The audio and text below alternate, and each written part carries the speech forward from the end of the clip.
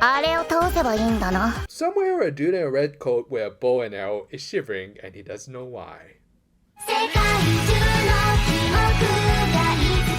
Our final episode for the season opened where we left off from last week with the task force heading to Kaiser Corp's PMC. They of course were there to save their pink loli president, who, at least in Shiroko's case, had previously been saved by her. 星野先輩は私に手を差し伸べてくれた。 Yay! I scored myself a fairy! From there, the episode appropriately became just a rather protracted fight scene between our heroines, and as usual, some faceless grunts, though at least in these guys' case, they had the excuse that they're literal mass-produced soldiers. And needless to say, for this series at this point, it was pretty great, with Shiroko taking the best sequences. Eventually, they managed to force their way in, but also noted that going forward, things were only going to get more difficult, but they were also confident in the power of Nakama. Well, that and hopefully the power of foot fetishes. Inside the base, the final boss of the season had arrived, who was President Alexis again. Like, seriously, after his last fight where he showed off how weak and petty he was,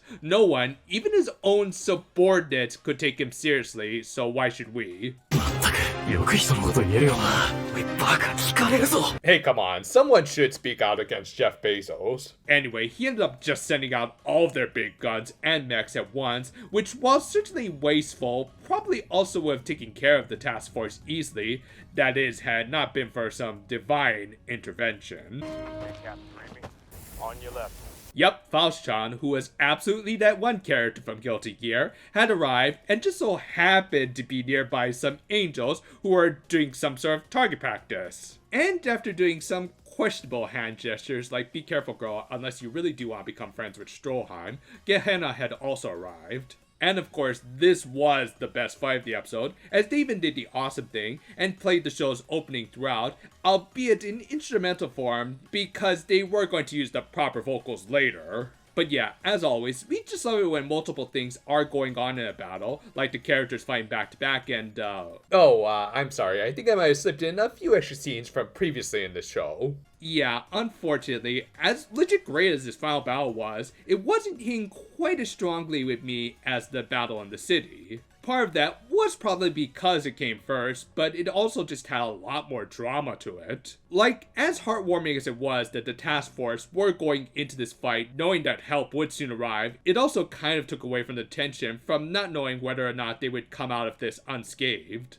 Not to mention, them properly teaming up with the 68ers for the first time felt a lot more meaningful, as they had built up a much closer and meaningful relationship with them than any of these girls, sans maybe Faust and Iori. In short, it makes that Avengers Endgame reference all the more appropriate, as while this was technically a much larger fight with many more participants, it also just didn't feel as climactic, without as many dramatic stakes and intensity as what had come before. Again, this was still a great battle and everything, just not as satisfying of a climax as it could have been. Anyway, the Kaiser Corp president was doing about as well as, well, our president. Thanos, you are not, sir. Our heroines encountered him over the ruins of a previous Abito's high location that they just kind of glossed over. Yeah, no talk about how these girls weren't even protecting the original school or anything. They just had Alexis have his little villainous breakdown and summon his battle mech, which, yeah, the commenters did correct me on the proper terminology for this thing and its pilots. But fortunately, he was taken out by the 68ers in the most appropriate way possible for these tryhards.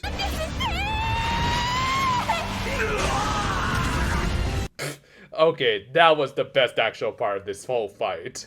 Again, not as powerful as their first teaming up, but still, anything Aru does makes me smile. Anyway, all the secondary characters assembled to deal with Alexis, which, yeah, does at least make me excited for the Gehenna arc if they're ever going to adapt that for this franchise. This allowed our main girls for this season to go rescue Hoshino. Said Pinky in distress reflected on her friends and choices she had made throughout the season. It was honestly a really good scene that I really can't even comment much on, other than that it was an effective means of fleshing out Hoshino's character and her importance to her club, and vice versa. In particular, she gave special mention to Shirako because, again, this season has pretty much been all about them. But regardless, good stuff that had some strong moments, like Hoshino realizing that she needed to trust more in others rather than trying to be like Atlas and bear the weight of the whole world on just her shoulders and...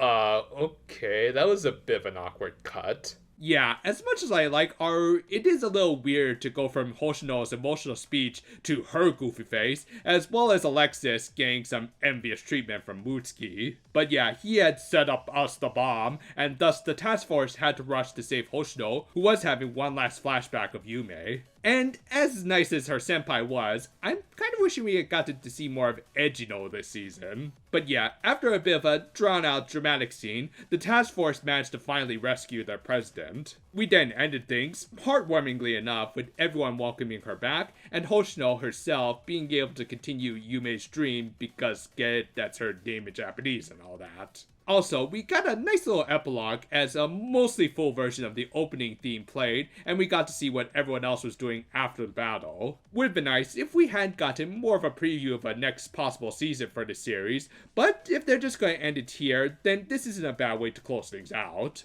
But yeah, this was a really solid final episode to this series that could have been a little better, at least based on what we had gotten previously. Again, don't get me wrong, what we got here was still really damn good, like some great action and emotional payoffs. It's just that it didn't quite reach the same heights as some earlier episodes. Still, I did really enjoy the series, and I'm looking forward to some possible future seasons.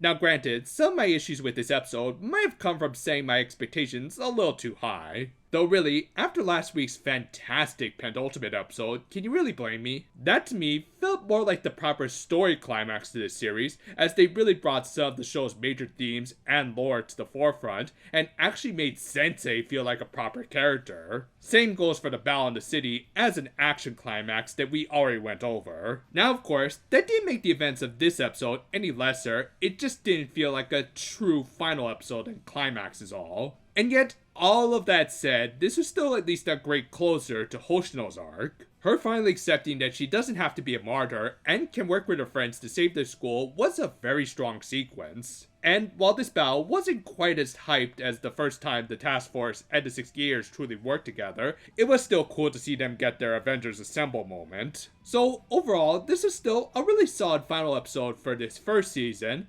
though as for this season overall, it's a little more complicated.